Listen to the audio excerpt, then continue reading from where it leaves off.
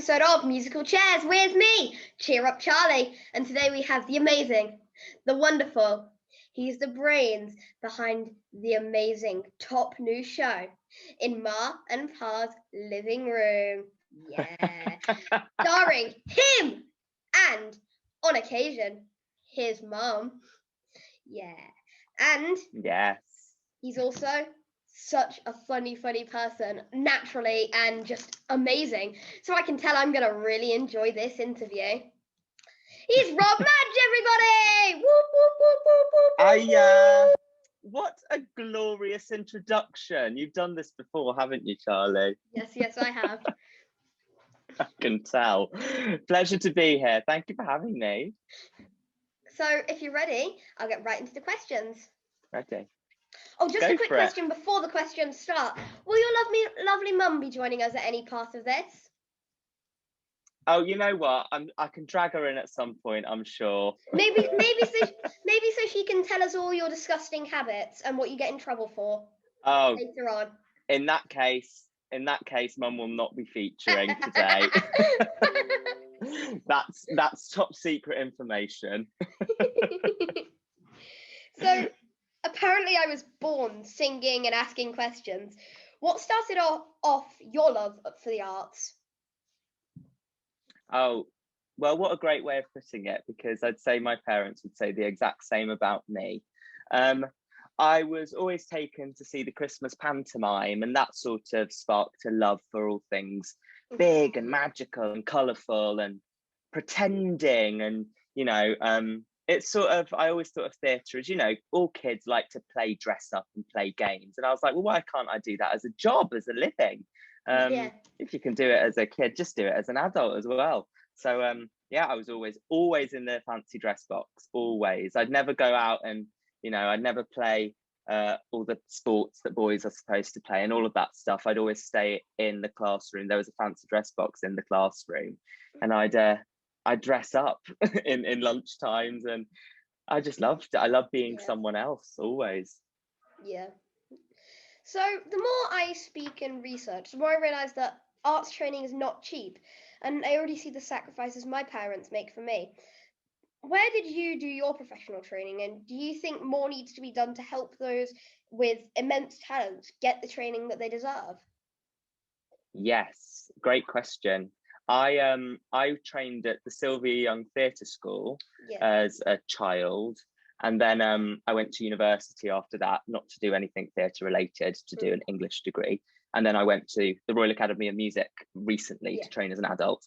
And for Sylvia Young's and Royal Academy of Music, I was on scholarships for both of them, which I was really lucky to get. And I think we need to make those much more accessible. Yeah. Because even drama schools have a crazy audition fee. Like, you have to pay money to even audition to go there. And that's just not an option for a lot of people. And I wish I wish, the same mentality of open calls for auditions where anyone can go could also be applied to drama schools. And I think now, in the year that we've had with self-tapes and doing videos from home and stuff, there's no excuse really to not let anyone do that, even just send in a video and without having to pay all of that money to even try and get in. So there's a lot of work to be done for sure. Yeah, because there's the audition fee, and then there's travel and petrol or train fees or whatever. Plus, then there's, if you live that far away, you need to stay over for the night, and plus then there's food, plus then there's this, that, and the other, plus then having to pay to actually audition to a school you might not even get into, just seems a bit overboard. Very true.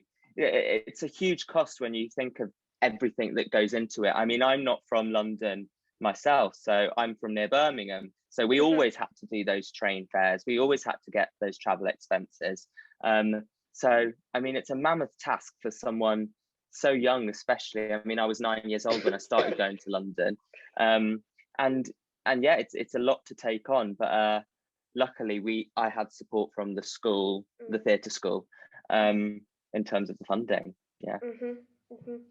My parents are amazing. Mum takes me everywhere is my general PA, security, secretary, taxi, helps me with my research, cameraman, and generally anything else I ever need. And your mum and dad seem the same as mine, but did they have any knowledge of the industry, or were they like mine and knew nothing? They were just like yours, knew absolutely nothing. I'm shocked that I've ended up being in theatre, to be honest, because my parents knew nothing about it. So a lot of people always presume that parents push their children if they're in theatre, but most of the time the kids just love it. And I think that's a hard thing for a lot of people to get their heads around. More so the kids push the parents. Exactly that. That's exactly that was my case anyway. It's not the case for everyone. Some parents do definitely push, but for myself and for you, I can tell it's just what we love to do. And they're great for coming along on the ride with us, is the way I look at it, because I always imagine if I had a child and if I had a son who said, I would love to play football, I'd be like, what do I do with this child? I don't know anything about this, but I try and help as best as I can. And I think it's sort of the opposite for us, where they just don't know what to do, but they'll give it a go anyway, and fingers crossed it works out okay, and it does. Yeah, because my mum's a powerlifter and my dad's an elite cyclist, so there you go. And they're basically good at every sport that ever existed on Earth. Amazing. And it's just not something that appeals? No, I mean, I can do that. I'm okay at that stuff. I just prefer to be sitting here interviewing amazing people like you. There you go, you get the buzz. What was your first big break? A big break is a hard thing to think of, isn't it? Because I don't think I've had one yet. The first thing I did was Mary Poppins. I wasn't Mary Poppins, upsettingly so. One day, maybe. One day. I was Michael Banks in that. That was the first thing I ever did, and I guess the first time I ever did something where someone would message me on Twitter and say, "I saw you in this," would have been Gavroche in Les Mis. I did the 25th anniversary concert, so maybe Gavroche was my big break, and I'm still sort of riding that wave. However many years later, 11 years later, we're on now, and I'm still talking about it. So, so yeah, let's say Gavroche. But then in later life, I think I'm sort of making a bit of a comedy name for myself, trying to anyway. So my career is going on a weird path where I'm not sure where it's going to take me, but excited to see what happens. We'll wait for the next big break. Yeah. So there are so many child actors who choose not to continue as an adult. How easy was the transition from child to adult actor? Great question. It was actually, it wasn't hard, but I did sort of have it. I'd had enough of it by the time I was about 16 years old, because I'd done it all of my life up until that. Well, not all my life. From the age of 9 to 15, I was in shows. And then I thought, I've done this for a while and I need to check whether it's what I actually want to do. And I won't know that unless I step away from it for a bit. So I did. I went to uni, did something not related to theatre. And when I was at uni, all I wanted to do was be back in theatre. So I was like, okay, well, that's what I needed to do. I needed to know that doing it as a child is a completely different thing to doing it as an adult. And I'm glad I stepped away and realised that, I actually do want to take it seriously as a grown-up. But yeah, the transition was weird. The voice breaks, you lose your hair. No, not everyone loses their hair. I've been very unlucky. But yeah, it's a funny transition. It's weird. You go from Gavroche to, I don't know. Well, back in Les Mis. I did Les Mis again. So no real change. Yes. So you sing for so many other people. When are you going to do just the Rob Madge show, the story of your life? And saying, I'd make a good backing singer. Would you? I'm sure you would. I mean, you could feature heavily, I'm sure. I was going to ask you actually when there's going to be a musical about your life and your story. Oh, is it all up there? All up there. Yeah, fab. I mean, it would be amazing. I've got a show coming out very soon. It hasn't been officially announced yet, so I can't give any dates and any more information, but it is coming soon. It'll be a little one-man show all about the shows I put on in my living room as a child. So hopefully it will be a fun hour or two in the theatre when we're able to get back into them. So yeah, there is one coming, and I look forward to seeing yours. Yep. So you've kept people entertained with your antics of performing shows in your Ma and Pa's living room over lockdown. What made you decide to start doing them? Sharing them or doing the shows? Both. Well, I wanted to do them because it was my alternative to, I don't know, playing video games, or like I say, playing football or badminton or anything else that all my friends were doing. That wasn't what I was into. I was always into dressing up, and I'd look at pantos and be inspired by that, and so that's why I did it, to sort of keep myself entertained, really. And I always used to say my audience of my mum and my grandma was so lucky to be watching this amazing spectacle, when really it was only for me. I couldn't care less what they thought. And then I shared them on Twitter because basically my dad got a VHS player on eBay, which no one has anymore, but it's, you know, the thing you put your video cassettes in, and he got one over lockdown, and we suddenly rediscovered all of this footage that I just thought was ridiculous and hilarious. I was looking at this child, unable to compute that it was me. And I was like, I'd almost separated myself from the child. I was like, that's someone else. That's a ridiculous person that's funny. Let's put that out there. And then people found it funny, and people liked that I had such a supportive family. I think it's actually rarer than you think it might be for your family to be that supportive. So it's made me feel very lucky and very appreciative. And I'm sure you must be the same. Yeah. With yours. Yeah. So nearly 2 years ago now, #CheerUpCharlie was born. As you know, it was due to the bullying I received for my love of dance and song, not just mental but physical too. And I now think back to just how sad those 2 years of school were, all because I don't fit the stereotype of what a boy should do. How do you think we can change the negative behaviour that seems to evolve from in particular children who learn this behaviour from adults around them? And I'm so lucky that if I want to wear a suit, I can, and if I want to wear a unicorn jumper, then I can too. Mm-hmm. What a brilliant thing that you're saying there, because we don't talk enough about schooling and education and what that can do for kids and adults. There are plenty of adults now in their 20s, 30s, 40s who are still processing trauma that they experienced as a child in those school years. So it sticks with you, all of that stuff. I was bullied mercilessly too. So your story really resonated with me. And I think teachers need to be very explicitly say, not condone it, basically, not just like turn a blind eye or just only deal with it when it happens.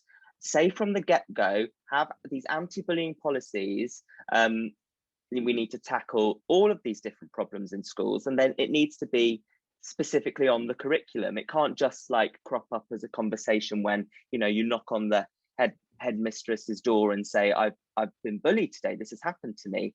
That can't be the first time that conversation happens. It needs to happen before the event, because otherwise the event will happen. If no one's taught you can't not to do it. And we just need to see that it's okay to be so many different types of people. There's no one way to grow up or look or behave, or that's just not the way of the world. And it takes a while for people to learn that, but it's still taught very young in schools that there is only one way to live life, and that needs to completely change. And then when you grow up, you realize it's all nonsense. Everything that will upset you so much in those days, really, I mean, I think back to my bullies and I just think, what are you doing now? I never think of you. What are you doing? I'm having a great time. So I just encourage anyone that is going through something like that at the minute to know that it really does get better. And it doesn't just get better, it gets amazing. It gets brilliant. Yeah. And you'll be celebrated for everything that some small-minded people put you down for. Yeah, look at you. Are you doing amazing pantomimes and everything from your living room? No, I didn't think so. Exactly. Where's your joy? That's the way I look at it. Where's the joy and the humour and the love in your life if you have to be that negative towards someone? Mm-hmm.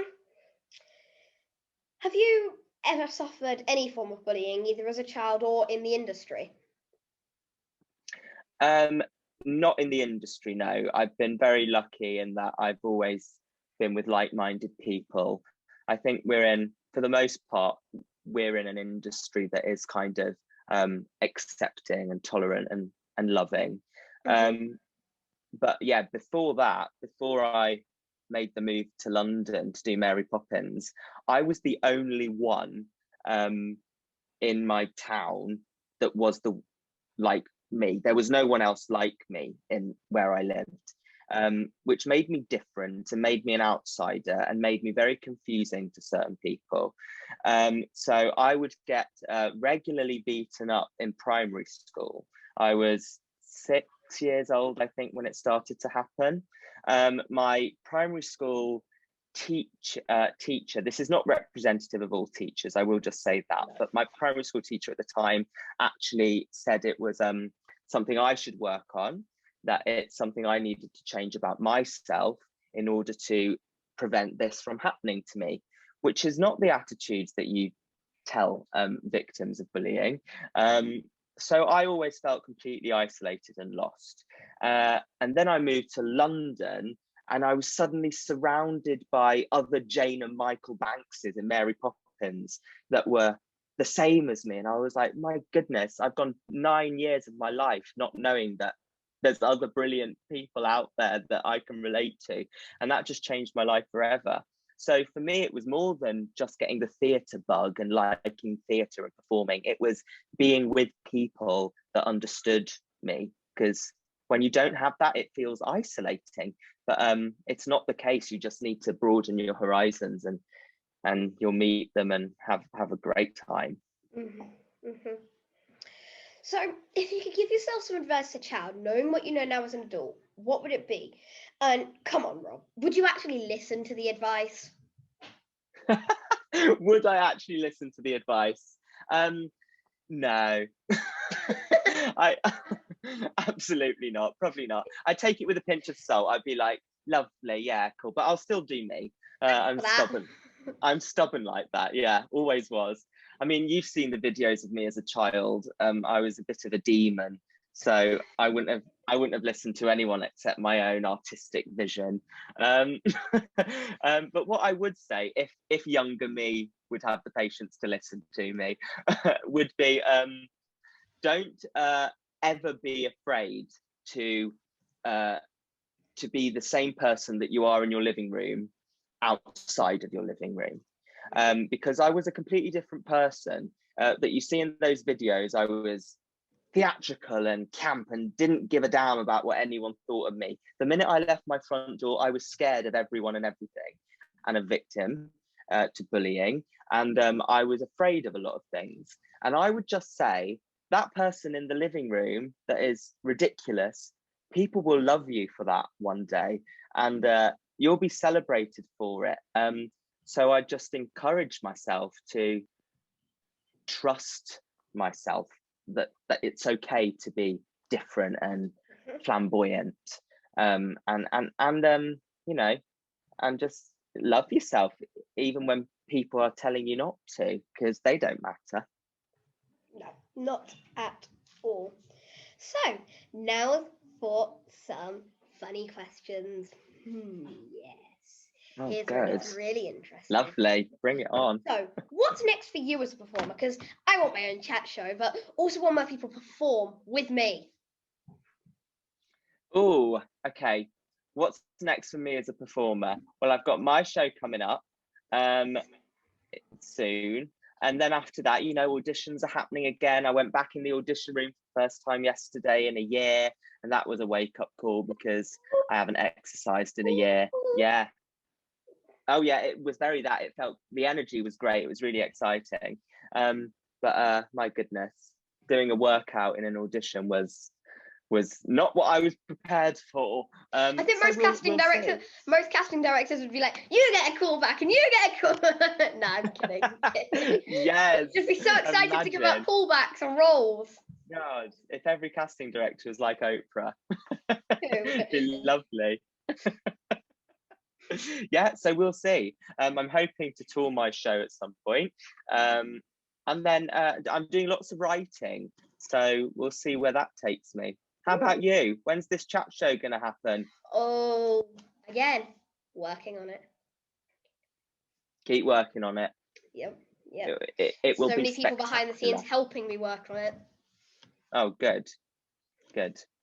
Yeah, you need all that collaboration. It'll be fantastic. So do you think the fantastic Mrs. Madge could come up for the next couple of questions?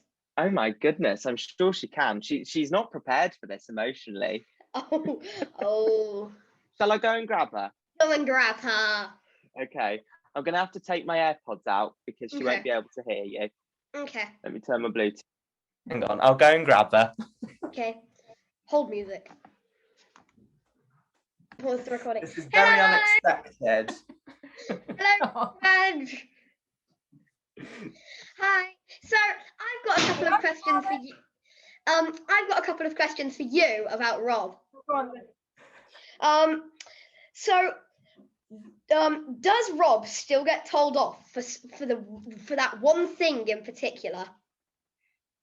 It does get told off, yeah, for not doing the washing up.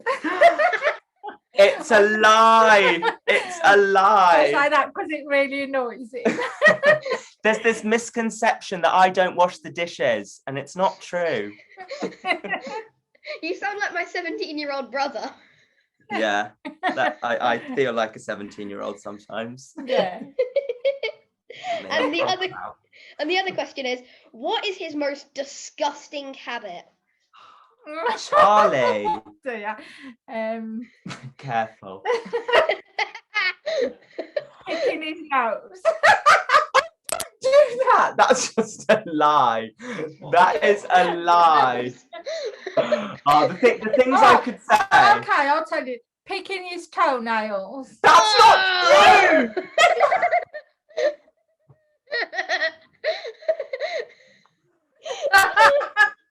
This was a bad idea. The things I could tell you about this one here, I won't because I want to preserve your reputation. But my mum clearly doesn't care about mine.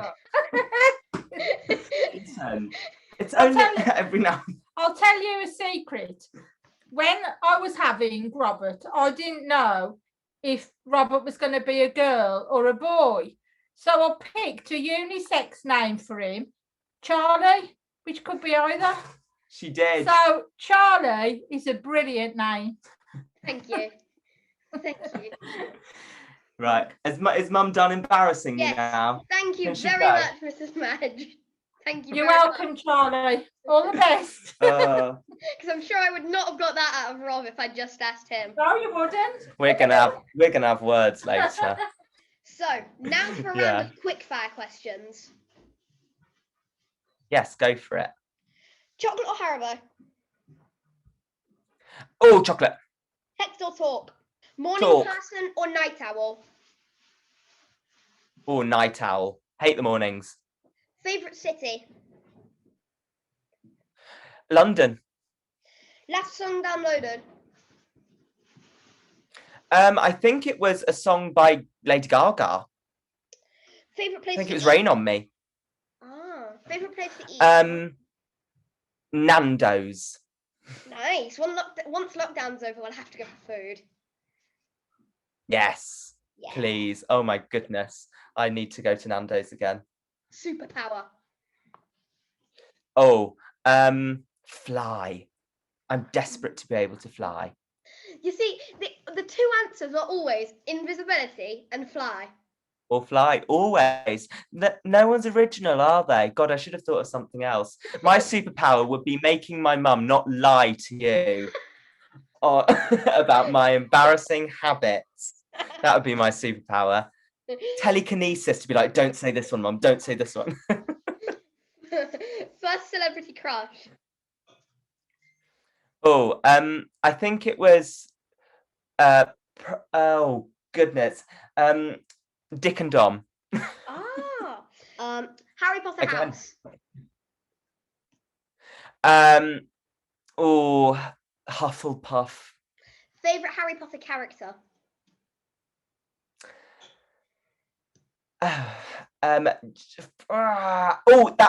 Umbridge. Oh, I think she's hilarious. Dolores.